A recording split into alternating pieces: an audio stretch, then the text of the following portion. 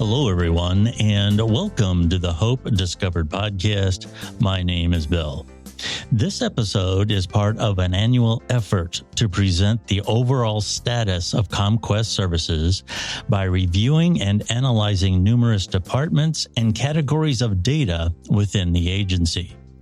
We are talking today with Elaine Russell Reolfi, the CEO of CommQuest. Elaine, welcome to the program. Hello, Bill. Thanks for having me on this chilly morning. Yes. Well, it's getting that time of year, isn't it?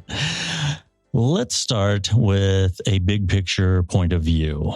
Our year of impact. The number we have is 14,782 clients were served last year. Can you break that down and give it some context in terms of mental health, addiction recovery, and social support? Sure. Well, first of all, that's quite a number. That's quite a number of people that we helped. But the fact is the number should be double that. So many people are reluctant to seek care for mental health and addiction because of the stigma associated with these diseases. And we see that across the community with a number of overdoses and deaths by suicide. And our team is working really hard in many directions to create a safe path to services for everyone who needs help. So while we're really proud of all of the people that we've helped, we want to help even more because the community needs that. But in terms of the people that we have helped, you mentioned our three pillars of care: mental health, addiction recovery, and social support. And I think of those as kind of our superpower because as a nonprofit organization, having those three pillars of care give us the ability to treat the whole person. So, for example, someone in active addiction might have experienced trauma in their life. And so providing mental health services to address the trauma will likely make the addiction recovery more sustainable. We also know that these diseases can take their toll on people's lives. And so, for example, our homeless services, hot meals, and employment readiness help people stabilize their lives as well. So I think of that as our superpower and our responsibility. But if you look at the numbers themselves, I think there's a few amazing statistics. First of all, our counselors saw 4,200 mental health clients and 2,800 addiction recovery clients last year. We helped 371 people with residential addiction recovery care. And we provided services in Starr County schools to nearly 1,000 kids. And when you look at our social services programs, we served, brace yourself, Bill, this is a big number, 21,335 hot meals at our Samaritan's table on Thursdays. Wow, that's incredible. And that is staffed almost completely by volunteers, such good people who every week provide the best meals possible. And if I stop in to say hello to them, they want to feed me too. Yeah. They're very good people. Yes, absolutely. Our promise that we often say, or maybe slogan, for lack of a better term, is that hope happens here.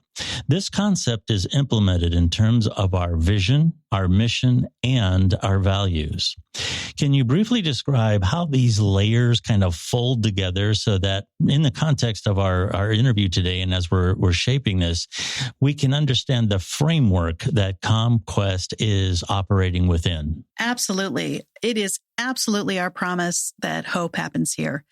For so many people that we help, there isn't a lot of hope for them out in the world. And we want to be that hope for them because that's the first step toward recovery. So you asked about our vision, mission, and values. Well, so first of all, our mission, you kind of captured it in your first question that you asked me because our mission is to provide collaborative care and advocacy for people through three pillars of service: mental health, addiction recovery, and social support.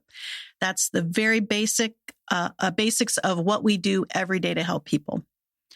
I get really excited, though, about our vision, which is sort of our bigger aspiration, because with those three pillars of care, we see all kinds of things in the community. It gives us a knowledge of what people in our community is facing, and I think it also gives us a responsibility.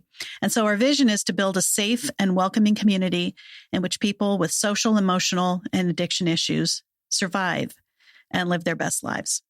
And I get really excited about that because so much of what we see is treatable. People just need to find the path to services, and we're going to be there to help them. To implement this type of strategy, which is absolutely fantastic, of course, in my opinion, within CommQuest itself, We need to grow a team that is hope focused. Can you tell us how that part of the agency has progressed? Sure. Well, first of all, when you talk about our promise, our vision, and our mission, it's not just something that guides us philosophically. It guides every decision we make. It guides our business planning, our processes, to make sure this is a sound organization. And sort of the third part of that is our values. And our values are, kind of how we roll, how we're going to treat each other and our clients. And those values are dignity of the individual, teamwork inside and out, sustainability, both clinically and operationally, and integrity to do the right thing in every situation. So when you talk about the team, we've got more than 300 dedicated people who are here for the mission. They provide services. They maintain our environment of care. They deal with the complicated insurance and Medicaid paperwork and every other function that a nonprofit organization needs. They're a great group of people. And I think in the last year, our focus has really been to stabilize the workforce.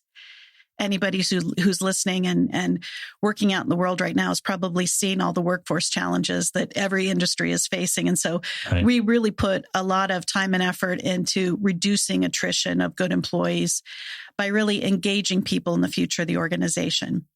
The year has had a tremendous amount of change, yet more people have made the choice to stay even in this volatile job market. And I think the key to being hope-focused, as you said, is tackling tough issues head on. I've said from day one, and I've been here about a year and a half now, that my job isn't to make every decision, it's to make sure every decision gets made. And I think that's a powerful and positive way to engage people, to take on tough issues together. And it's really exciting when we start to see progress on that. I'd also say in terms of the team, we've reorganized our leadership team and flattened the organization a bit.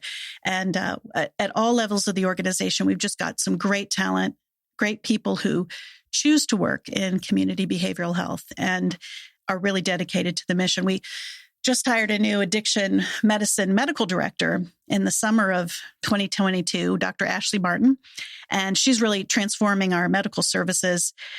She's working closely with Dr. Michelle Heberling's counseling team and her new leadership in residential addiction recovery. And I just think that we've got a powerful group of people in place who are going to make sure that we're continuing to, have best practices which give people the greatest chance for recovery. Sure. One of the most important roles of a nonprofit is raising awareness in the community as to what the needs are and how to address them. Working with community partners is often a key component of this strategy. Can you talk about some of the trauma-informed spaces that have been built with our community partners to provide an area where those we serve can thrive? Sure. Well, first of all, one of our core values, as I mentioned, is teamwork, both inside and outside the organization. So we're looking for every opportunity to partner with other community resources to make the most of our limited resources in this community. But you asked specifically about our environment of care, and that's an effort that has me really excited. It's one of the priorities on our strategic plan to improve our facilities, to ensure they're safe and trauma sensitive, and really reflecting the dignity of the people that we care for. So we have a lot of buildings and a lot of old buildings. And so we kind of did an audit of what's going on all those spaces. And we not only did an audit of maintenance and, updating, but we brought in our experts on trauma-informed care to really make sure that those spaces reinforce the care of the people that we're treating. So we started off with an internal team of our experts who maybe don't know a whole lot about facilities, but they know everything about trauma-informed care. And then the Sisters of Charity gave us a grant to hire a local architecture firm to work with us to turn everything our experts know about trauma-informed care into a plan to update facilities over time. So every time we paint a wall, every time we buy a new piece of furniture, it's all heading, first of all, toward a uniform look and professional look, but also that it's with trauma sensitivity in mind. So, for example, there are certain colors that science tells us are calming. And we make sure now that every time we paint or make a choice on color, that we're doing something that's going to reinforce sort of the calming environment. Wow. We also got a little additional help from the Hoover Foundation as well. The Hoover Foundation, another great group of people who gave us a grant to work with another firm to look at our space and how we're using it to make sure that we're using every building we have and every space we have in the best way to serve clients. So those two projects are really exciting. And what they do is they allow us to slowly over time continue to improve the environment of care. And so it just becomes part of our daily practice. So I'm very excited about that project. That's fascinating. The little nuances of things like the color of paint. People don't sometimes realize the amount of design and effort that goes into providing what we do. So that's absolutely fantastic. Another aspect of that I found really interesting that I never really thought about was directional signage and knowing how to navigate through a building. That's also a really important part of bringing certainty and calm to clients and who may be dealing with very chaotic things in their lives. These are things that I kind of take for granted, but our experts are really clear. These are the points that help make a more trauma-sensitive environment. I can certainly understand that because I've gone into the hospital sometimes for x-rays and I can't find where I'm supposed to go. And it just adds to the frustration and the anxiety and everything else. I certainly understand that. Another key aspect to sustainability of nonprofits is fundraising.